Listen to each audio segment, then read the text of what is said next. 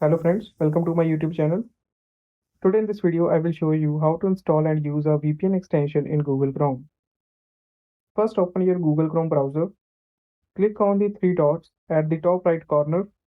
Now click on Extensions and then click on View Chrome Web Store. In the search bar, type the name of the VPN you want to install. In my device, I am using Browser VPN. When it appears, click on Add to Chrome.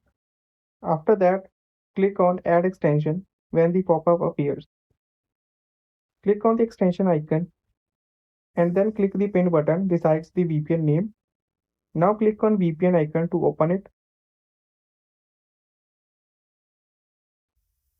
Here you will see multiple locations. Choose any location you want.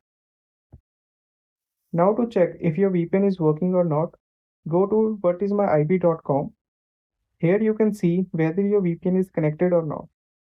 So friends, that's how you can easily install and use a VPN extension in Google Chrome. Thanks for watching.